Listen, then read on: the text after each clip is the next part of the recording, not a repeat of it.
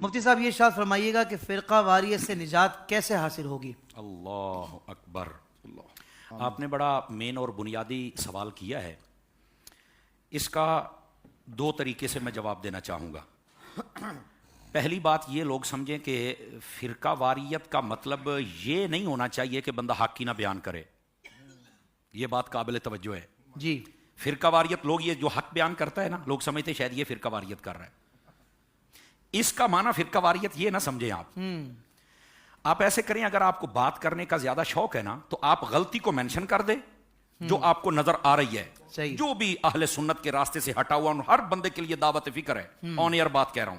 بہت اچھے. آپ اس غلطی کو مینشن کر دیں، ہم بتا دیں گے کہ اس غلطی کی اوقات اور حیثیت کیا ہے اور اہل سنت کے اندر اس کا کتنا زیادہ رواج ہے یا اہمیت ہے یا اس کو کتنا زیادہ پروموٹ کیا جاتا ہے. بالکل صحیح. سمجھ آ رہی میری بات کی؟ میں ایک مثال دیتا ہوں. لوگ کہتے ہیں جی دیکھو تمہارے درباروں پر میلے اٹھیلے ہوتے ہیں، وہاں ڈھول کھڑکتے ہیں، وہاں بھنگی چرسی ہوتے ہیں. تمہارے جو آج کل کے کئی ایک پیر ہیں، ٹھیک ہے، وہ کیا کرتے ہیں جی، وہ شریعت کے باغی ہیں، نمازیں وہ نہیں پڑھتے ہیں، عورتوں کے پاس بیٹھتے ہیں، دھمالے ڈالتے ہیں، یہ وہ ایکس وائی زیڈ فلاں فلاں. اوکے. میں نے کہا جی اوکے، ہوں کی کرنا ہے تانوں بھی تو پتہ لگے نا یہ تمہارے سنیوں کے ہیں. اور میں نے کہا یار ایسے ہی تھوپ دیتے ہو، تو میں نے مینشن کر دیا نا، اچھی بات ہے. اب ہم سے سنو. بہت اچھے، بہت اچھے. یہ غلطی دیکھ کر تم نے ہمارے اوپر کیسے تھوپ دی؟ آپ کو کس نے اجازت دی ہے؟ واہ واہ واہ. اگر آپ مخلص ہیں تو پھر آپ کو صرف مینشن کرنا چاہیے. پہلی بات. دوسری بات، اب ہم اس کا جواب دیتے ہیں. ایسے میلے ٹھیلے جہاں غیر شرعی کام ہو، ایسے پیر جو غیر شرعی، ایسے مولوی، ایسے کوئی بھی اس کا اہل سنت سے کوئی تعلق نہیں ہے. یہ میرے سیدی اعلی حضرت نے بھی لکھا ہے اور یہ ان سے پہلے جتنے علماء ائمہ گزرے انہوں نے بھی لکھا ہے. اور ہم جیسے طالب علم بھی بانگے دوہل اعلان کر رہے ہیں کہ ان کا اہل سنت سے نہیں تعلق ہے. نہیں تعلق. سبحان اللہ. سمجھ آ رہی میری بات کی؟ واہ واہ واہ واہ. اب تم نے غلطی کو مینشن کیا، ہم نے اس کا حکم بتا دیا. بہت اچھے. کہا بالکل ٹھیک ہے. میں نے کہا اب رک، اب بھاگنا نہیں ہے. اب رک. میں نے کہا میں تمہیں غلطی دکھاتا ہوں. بہت اچھے. اور وہ کیا ہے؟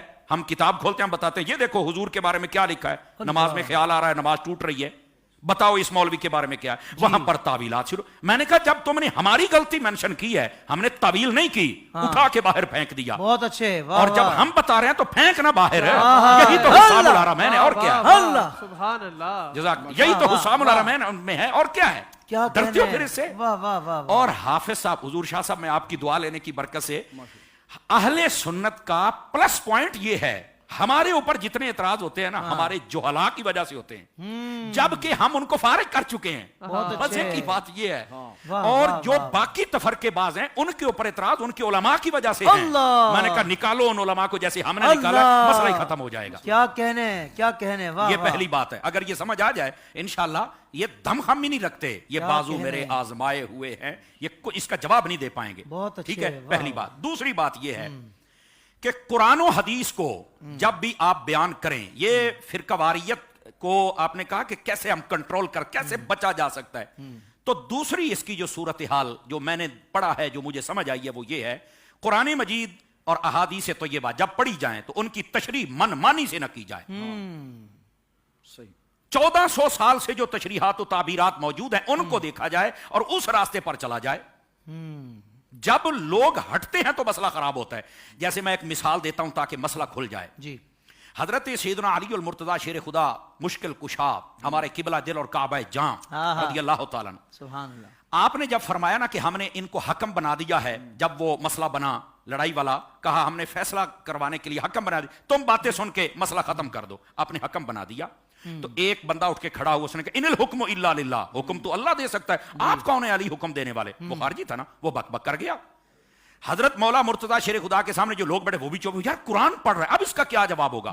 صدقے جاؤں مولا علی شیر خدا پر، آپ نے ہمارے مسئلے حل کر دیا. آپ نے فرمایا کلمۃ الحق ارید بها الباطل، کلمہ صحیح پڑھ رہا ہے، مراد غلط لے رہا ہے. اللہ. تفرقہ ہوتا ہی اس وقت ہے جب قرآن صحیح پڑھا جاتا ہے، مطلب اپنی مرضی کا لیا جاتا ہے. اللہ اکبر. یہ بات شاہ صاحب نے بھی کہی. الحمدللہ. ہم یہ کہنا چاہتے ہیں کہ اگر آپ چاہتے ہیں کہ تفرقے سے بچ جائیں تو آپ کوئی بھی آیت، میں ایک مثال دے دیتا ہوں آپ کو تاکہ یہ عوامی بات ان کو سمجھ بھی آ جائے.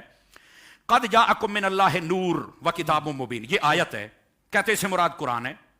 اہل سنت کہتے ہیں اس سے مراد قرآن الگ بیان ہو گیا, اس سے مراد نبی پاک کی ذاتی اقدس ہے. کہہ رہا تم تو نبی مانتے ہو, کیا نبی بشر نہیں ہے؟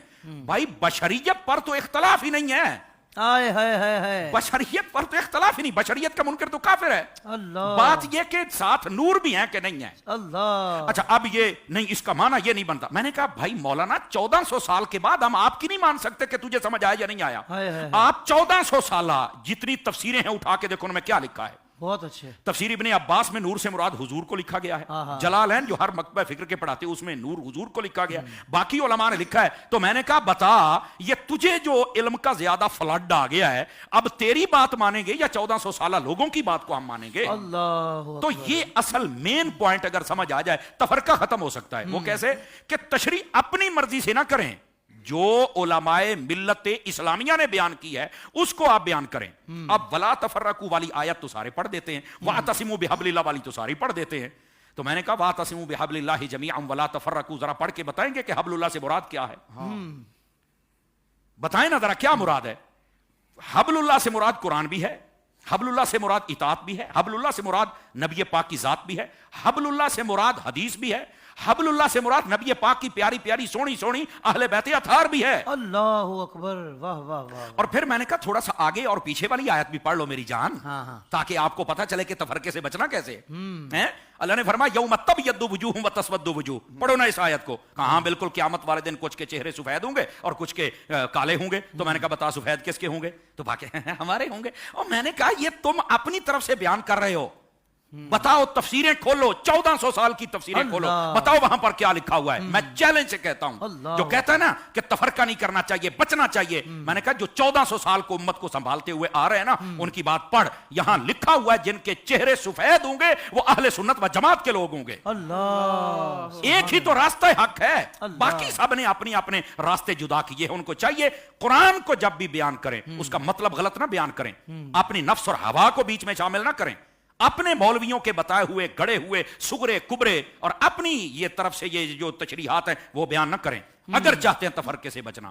یہ دو چیزیں میں نے بیان کی ہیں, اگر ان پر عمل ہو جائے مدینہ مدینہ ہو جائے گا, اور انشاءاللہ کوئی بندہ بھی اس اہل سنت کے راستے سے دائیں بائیں نہیں ہو سکتا. ان کو یہاں پر آنا پڑے گا, اس کے علاوہ کوئی دوسرا راستہ نہیں ہے.